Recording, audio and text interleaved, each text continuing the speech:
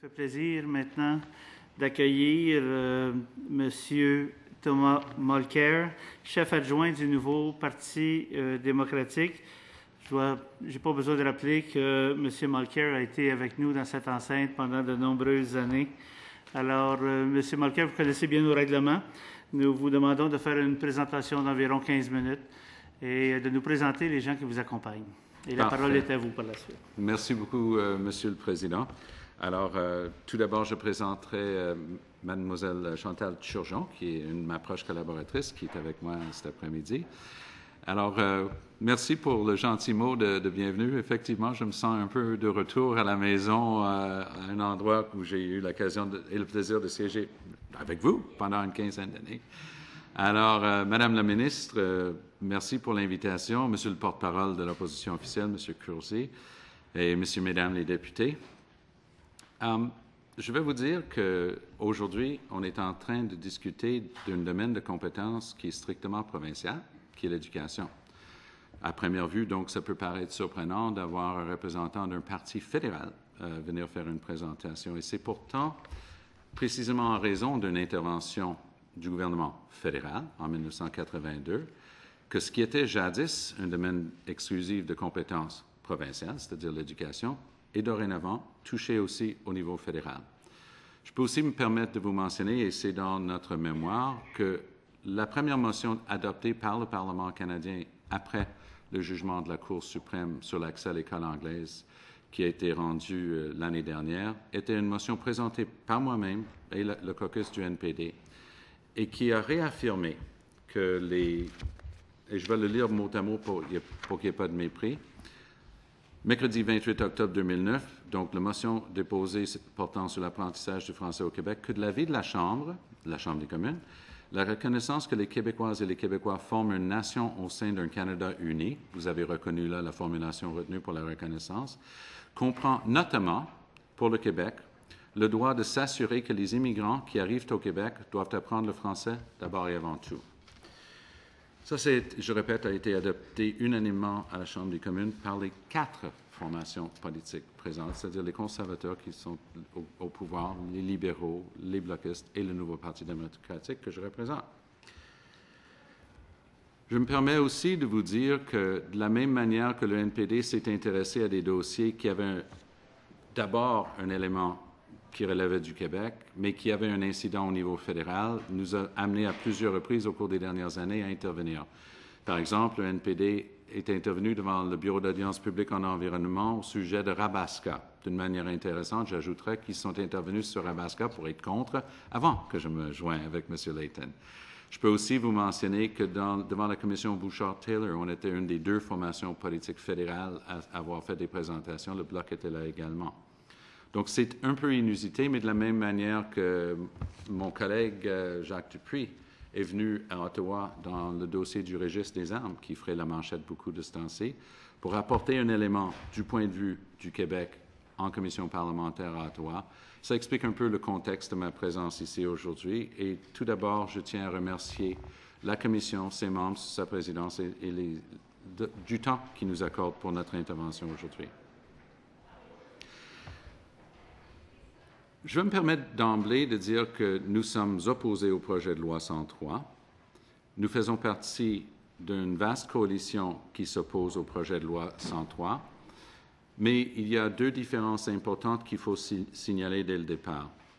Contrairement à d'autres qui voient la possibilité d'utiliser la clause non-obstant, nous ne croyons pas que c'est légalement possible à l'égard des dispositions de l'article 23. Je connais l'argument contraire, mais étant avocat moi-même, ayant travaillé longtemps avec cette loi-là, je ne crois pas que ce soit très utile. J'oserais même dire que c'est un argument qui relève plutôt du politique que du juridique.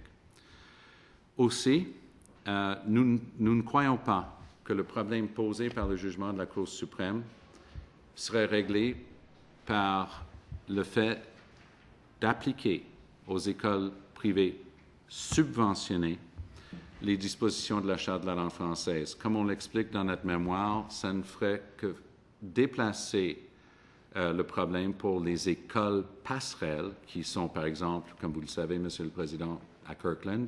On sera en train de déplacer le problème 40 km plus loin parce qu'on serait obligé de reprendre en vertu d'une autre disposition de l'article 23, parce que tout d'un coup, on aurait des enfants qui reçoivent ou ont reçu leur éducation en anglais au Canada, qui seront en train d'arriver au Québec. Donc, je pense que c'est une solution qu'il faut éviter. Notre approche vise à cerner ce qu'on appellerait en anglais « the pith and substance » du jugement de la Cour suprême. Qu'est-ce que la Cour suprême a dit et qu'est-ce qu'elle n'a pas dit? Et vous allez comprendre pourquoi nous, on s'oppose à ce qui est en train d'être mis sur la table, notamment la réglementation. Vous permettrez peut-être, à titre de prolégomène,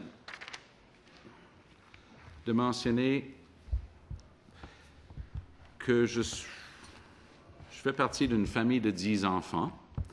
Mon arrière-grand-père est sur une très grande statue ici sur la pelouse. Il s'appelait Honoré Mercier. Ma maman, Jeanne Honorine Mercier, et mon père, Harry Mulcair, ont eu 10 enfants ensemble, dont la moitié sont allés à l'école française, la moitié à l'école anglaise. Avec mon fond d'accent anglais, vous avez bien deviné, je fais partie de ceux qui ont fréquenté l'école anglaise. Mais ça m'a peut-être donné aussi l'opportunité de vivre beaucoup dans les deux langues, les deux cultures et de comprendre. Ma carrière a donné écho à ça. De 1980 à 1983, j'étais à la direction des affaires juridiques du Conseil de la langue française. De 1983 à 1985, j'étais le directeur des affaires juridiques à Alliance Québec. De 1985 à 1987, j'étais commissaire à la Commission d'appel sur la langue d'enseignement. Et c'est cette expérience que je crois peut vous être utile aujourd'hui. Parce que ça, c'est regarder au cas par cas l'admissibilité des enfants à l'école anglaise au Québec. Cette institution n'existe plus, mais c'était prévu au terme de la version originale de la Charte de la langue française. Vous avez compris par les dates que j'ai travaillé autant pour le Dr Camille Lorrain que pour Claude Ryan. Les deux avaient quelque chose en commun, une hauteur de vue, une vue d'ensemble et une rigueur intellectuelle extraordinaire. Et quand ils étaient appelés à regarder un problème comme celui-là, les deux regardaient toujours en priorité l'effet que ça aurait sur la langue française et la situation démolinguistique du Québec. Je me souviens même un soir particulièrement mémorable où Marcel Blanchette, aujourd'hui directeur général des élections du Québec, était le sous-ministre de l'Éducation, puis on avait des moments assez originaux en commission parlementaire entre les deux, mais ce soir-là, ils se sont mis à débattre en latin entre eux. Ça veut dire, c'est une époque révolue. J'étais aussi, pour finir là-dessus, responsable de la traduction des lois au Manitoba. Donc, la situation des minorités linguistiques à travers le Canada est un sujet que je connais beaucoup et sur lequel j'ai beaucoup travaillé. Quand je dis qu'il faut regarder le noyau de ce jugement de la Cour suprême, on peut le diviser en 3 parties. La Cour suprême regarde le projet de loi 104, celui qui faisait l'objet du pourvoi devant la Cour suprême, et dit que le but recherché était louable. Ça, c'est très important. Il dit que c'est tout à fait acceptable pour l'Assemblée nationale, c'est un but acceptable de défendre le français et de vouloir restreindre l'accès à l'école anglaise aux seules personnes qui ont légalement le droit en vertu de la Charte. Partant, vous comprendrez aisément comment une formation politique social-démocrate comme le Nouveau Parti démocratique s'en prend pas